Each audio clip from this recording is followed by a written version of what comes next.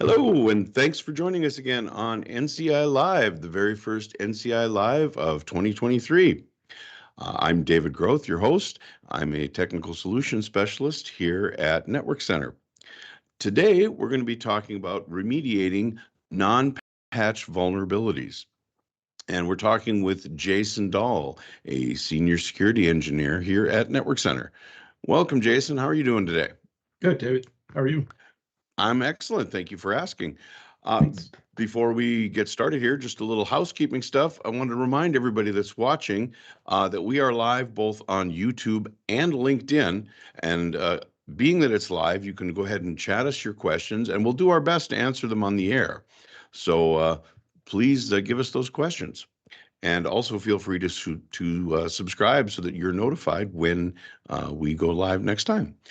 With that, Jason, let's talk remediating these non-patch vulnerabilities. I'm going to start off by asking, what is a non-patch vulnerability? What does that mean? So it can mean several things. So a lot of times, the majority of us, we know that, Patch Tuesday comes out from Microsoft or Adobe or what have you. They'll release a patch to fix some vulnerability of some type. But not every vulnerability can be fixed with a patch, So we're talking about some that can be done via group policies. So that would be something for entire networks that you'd want to do. That'd be a setting that we would set, something within the registry itself. And sometimes it's actually just permissions on a file that runs as a service. Whereas if you're allowing the everyone group, full control of a service, well, you're allowing them to basically become administrator by using that. And then we also have some vulnerabilities that, yes, they require a patch, but they also, on the other side of it, they require a registry change or some other type of alteration to fix that issue. Okay. What is it just limited to computers, or are there non-patch vulnerabilities that are affected in other types of systems, say networking hardware, other things of that nature? Yeah, and that's even when you get into this part too, as it being a non, so we're talking configuration items that we would do on a switch or a router that, setting the secret password or what have you, in a Cisco switch or something like that, again, that's not a patch, but we're making a configuration change that we would consider a non-patch vulnerability that if it's not set correctly within the configuration, then an attacker can use it against you. So the simplest example could be just not setting your password to password. Correct. The very Just simplest like example at a high level. But then to go deeper, right, we're talking about making changes that are not only best practices, but of things that might be affected if you either don't make these changes or that are recommended changes in order to, say, turn something off or disable something or make a change as to how it operates. Is that a fair statement? Absolutely correct. Yes. Okay. Yes. Okay, great. So how do we go about identifying these? So we do have some examples. If we could get my screen share, please. Certainly. And these examples are things that, again, majority of all customers have these issues. It's not be like, hey, it's limited to just me or anything like that. It's something I see across the board with any company that you go to that has these issues. And some of these would be like LLM&R. So if you were to contact a company, a security company like us that would come in and do like a pen test, the first thing that they would more likely do is an LLM&R tech.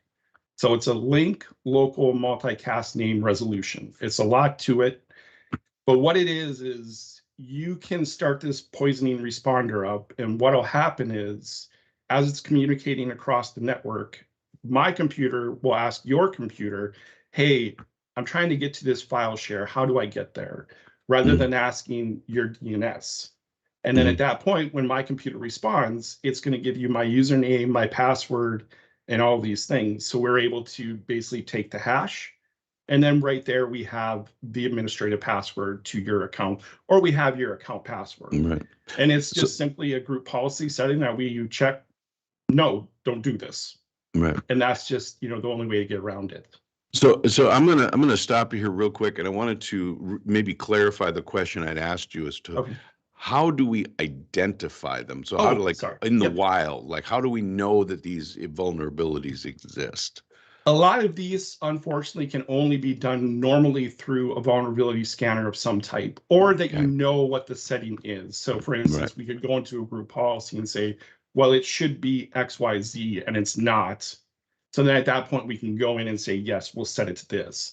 But other than that, to do like the entire network, yes, you'd use a vulnerability scanner like Qualys, CV Scan, Nessus, whatever your brand of scanner would be. Sure.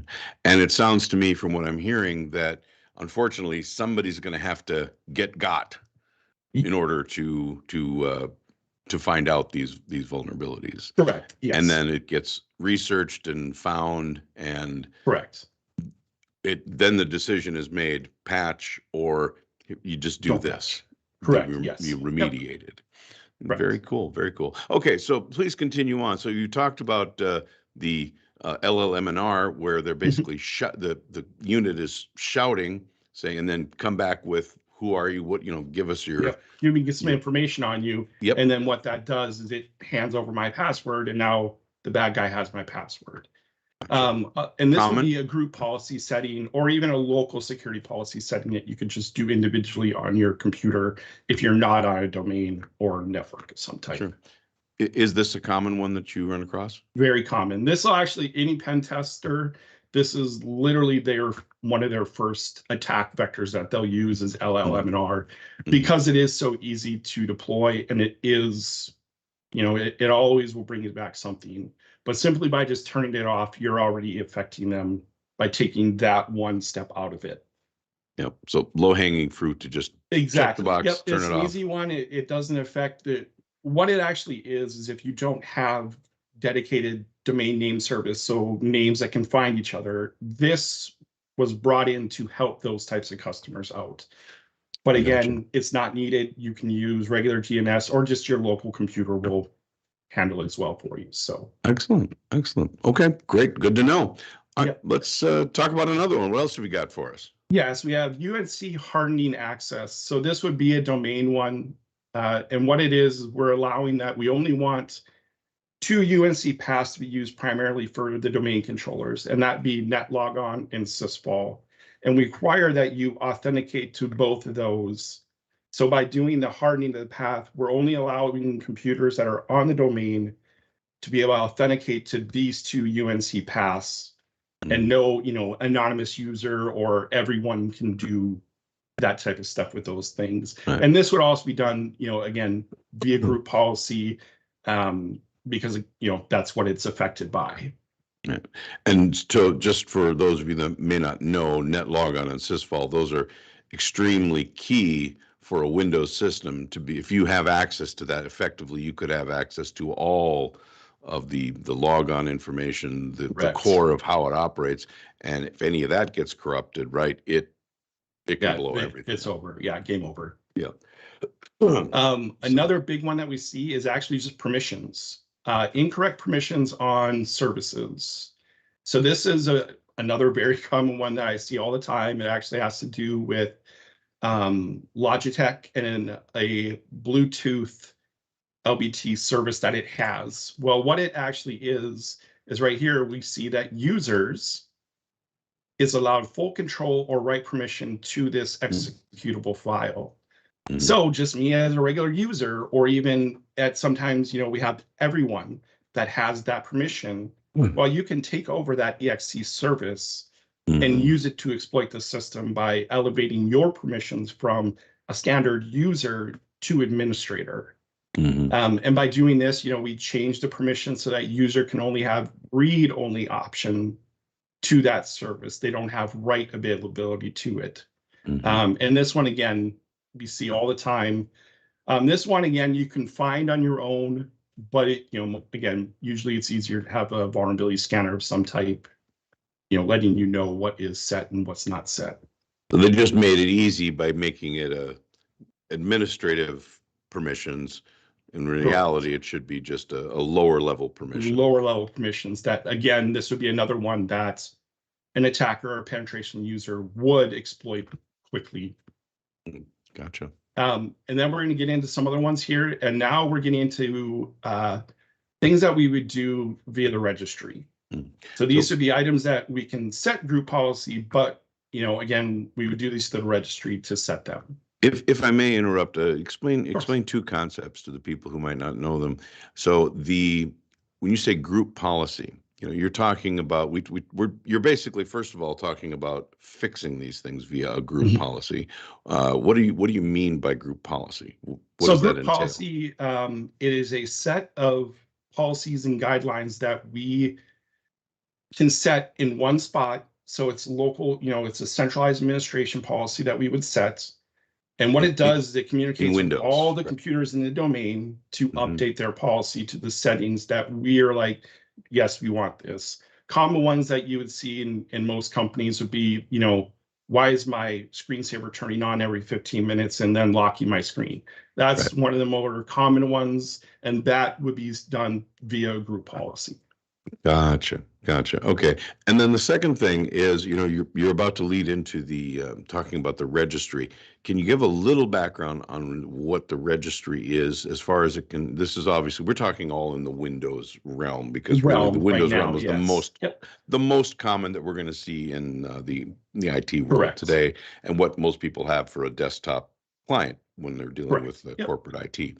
So just for those, again, that don't know, what is the registry and how does it apply? The registry is basically the brains of the operating system. It's where everything is linked together and what files will talk to what files. It's basically, the brains of the operation. And it's that central part of, you know, people connecting to it, and it's farming everything out to the operating system. But it's not something that we would say, you know, as a technician, and I wouldn't tell my mom to, hey, mom, go into the registry and change this. I'd make sure that, you know, mom, wait until I get there and I will do this, because you can inadvertently delete things and then you're looking at reloading your system because you deleted one line somewhere. It's kind of like the master rule and configuration book of how everything in Windows works. I mean, it's correct. Yeah. And it's huge. If you ever want to go in and it's enormous. Yeah. If you ever want to mess your system up royal, as you mentioned, play in the registry. Well, because even when we talk about, you know, group policies, and when we start applying these benchmarks for Center of, you know, Internet Security, I mean, just on that alone, that's 1,230 individual line items that you would set via group policy, and that's still not even a fourth of what you can do with group policies and what you can set in the registry. And it's just, it's pretty amazing. Certainly. I'm going to interrupt here and just remind the viewers here that we are, as I said, live, and that you can feel free to chat us your questions as we're going through all of this. Jason is a wealth of knowledge on security and security topics, so please chat us those questions. Also, feel free to post your responses if you happen to catch us after the broadcast. So we have about 10, 15 minutes left. So again, hit us up as we're broadcasting. Jason, why don't you go ahead and continue on here and talk some more about some of the vulnerabilities that we can remediate here? Yep, no problem. So here's another one this one is also very common. It's from 2013. It still is very prominent in pretty much every organization that I've looked at. And again, by doing this one, you're just setting that registry key to eliminate that vulnerability for the signature validation. And again, when you started getting into these types of attacks, these would be something that we would consider exploitable. So it means that something's already been written by a bad actor or even a good actor to fix the problem, that these types of vulnerabilities someone could exploit and then use against you to gain access to your systems. Is there any reason for not remediating? I mean, I know we're talking security, and security is all about making sure that we have this security system as possible. But is there ever a reason why you'd want to take these with a grain of salt?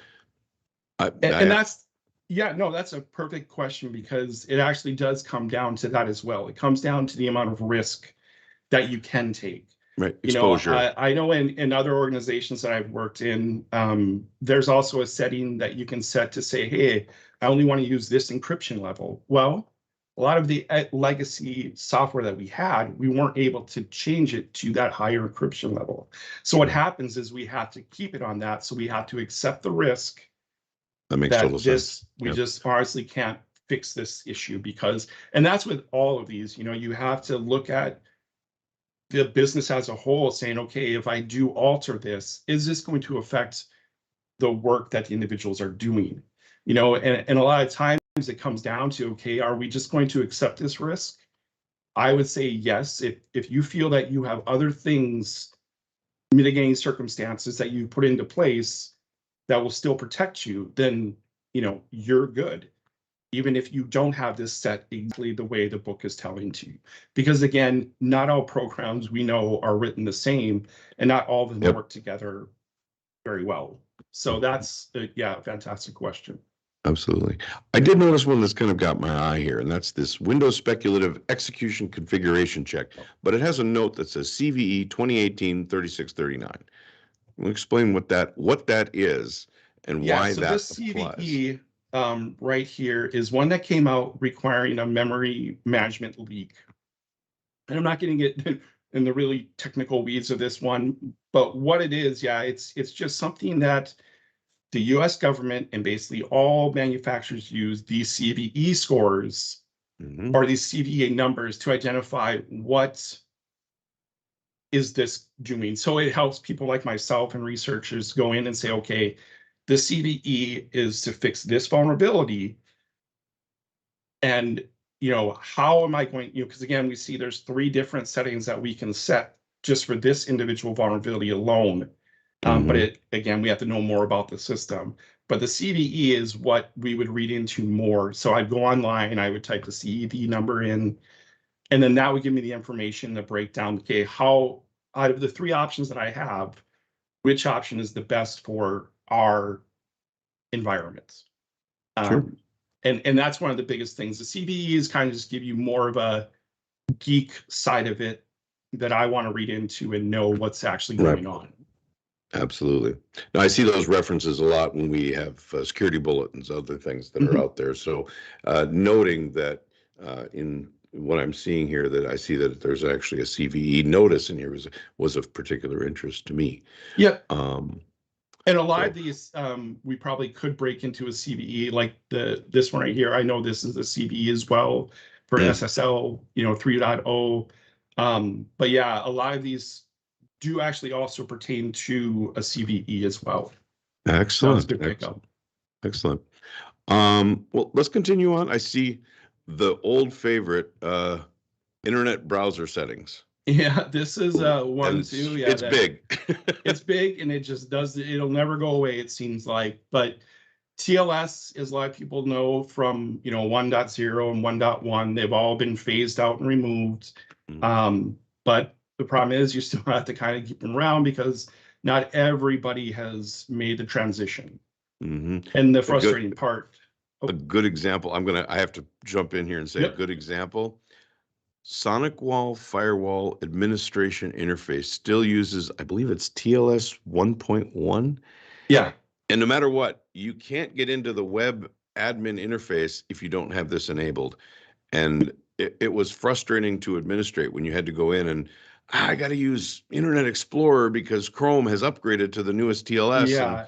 Yeah. So we had to use an older, surprisingly, it was Internet Explorer that didn't have that security enabled. It was, Yeah. But well, now we have the problem too, is that because the Internet Explorer has been done away with, that is also another huge one that we have to start removing people from Internet Explorer. And that is also not an easy nut to crack, so it's trying to get people to migrate from what they've done their entire computer lives to now look at something new and go, oh, now I have to use this. It's for the betterment of all the things that we do, but yeah, it's still that place that we need to start pushing people. Right, absolutely. Now it looks like they're in this particular one, you're disabling what, TLS? Yeah, so we're disabling TLS 1.0, 1.1, and then we're SSL and SSL 3.0 and 2.0. We're disabling those as well, as they have been done away with. And then with we are enabling 1.2, which is what everybody should be at.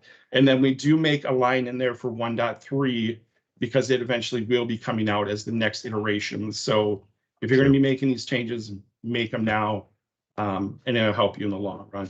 But again, yeah, like the issue that you brought up, we can't just go in and say, yes, turn it all off.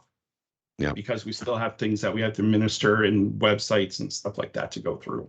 Well, and this would be a good example to say where you might, when you're doing this kind of remediation, you wouldn't do it right away company-wide. You would want to know what systems it's affecting, right? Like you'd want to know, does this affect my internal, say I connect to a bank, right? And their security isn't matching with mine, yet I need to connect. And ideally banks have the highest security, but in some cases their web browsers don't connect, like in this exact example this here. Exact thing. Yep. And this is where, again, it comes down to how much risk are you willing to take to be able to still do these? Do you want to upgrade your equipment? Well, no, I don't want to spend $10,000 to upgrade my server. Okay. So we just have to find ways to accept the risk and then keep it as secure as possible. Right. Risk benefit. Right. Correct. There's always what we do. Manage the risk, but know what the potential exposure is and be able to enumerate that, be able to put some kind of a figure, either a dollar figure or some kind of time figure, whatever that happens to be. Correct. Yeah. Again, fair statement. But very much so. Very much so. We're coming down to the end of our time here. So I'm going to ask you a couple more questions. If we haven't got any questions, I haven't seen any come through yet, but I'm going to ask you a couple of just summary type questions. Are there any tools that we would use? What kind of tools would we use to remediate this? So a lot of things is actually, PowerShell, and you do have to have some, scripting abilities that you can write things. Other things is honestly group policies. That's, one of the things that I enjoy doing because I love what we do is I enjoy going through group policies and making them line up the best way that they can. So that for one, it's the speed of the group policy processing one, but then the security that they bring to the entire organization. I enjoy it, but it's a lot of work of, hey, I can't select this setting. Okay, let's monitor this, let's modify it, and then keep going. Right. Yep. Oh, that makes absolute sense. What are the potential? I mean, I think we can make some educated guesses, but are there specific effects that might be realized by not doing this? The LLM and R1 is a perfect example of how quickly your organization could be taken over by not setting some of these items up. Would it say it also makes it quicker? Like LLM and R, I'm thinking of specifically that if you have a bad actor come in and take control of a single machine, if these kinds of things aren't remediated, it can cause it. It's much like it takes it over more quickly, right? It would be. It's not that you would not still get attacked, but it's a much easier path. You've basically paved a road for them to go. You did. You really did. By just with that one setting enabled, you've made it possible for an attacker to take over your network, which is it's sad. Absolutely. Okay. And then some of the other things. Do you have any examples of any of these that aren't specifically Windows? Can you think of any that aren't specifically Windows? We do. Well, and that's the thing too. Mac OS, we have benchmarks for those as well that we can go into the file system. Mac OS and Linux are very similar in their file and folder structure. So again, that would be one place too where yes, there are things that we can do with Linux boxes. There are things that we can do with firewalls, domain name resolution items. When you get into benchmarking NTP compliance, the sky's really the limit. We can just in one organization alone, I'm sure there's probably over 20 or 30 benchmarks settings for everything that we could set, and that's Windows, Linux, Cisco routers, switches, SANs, anything you can think of. We can apply a security benchmark to. Excellent. Excellent. Well, Jason, I know we could talk a lot of there's a ton of information here. Do you have any resources that people can go out and look at? Any like Yep. one or two websites that people can One go of the out biggest ones that I go to is honestly Center for Internet Security. okay. They are a great place for compliance and finding stuff. Okay. DISA, which would be the Defense Information System Agency, they are the Okay. ones that protect our critical infrastructure. They also have Okay. fantastic resources.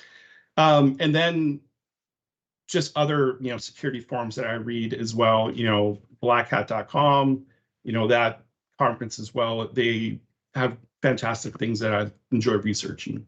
Okay.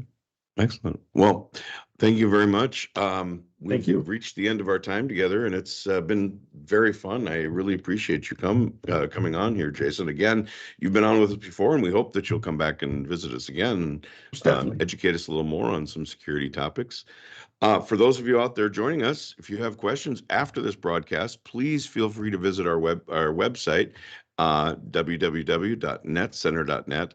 You can also email us at info@netcenter.net or any of our social media channels. And please don't forget to like us on YouTube or subscribe to our channel and hit the notification bell so that you get notified when we do go live, which we do every 2 weeks. Again, Jason, I can't thank you enough. And also, I can't thank those of you who are viewing us for viewing us here on NCI Live. Again, thank you for joining us. We appreciate it. We'll see you next time. Thanks. Bye.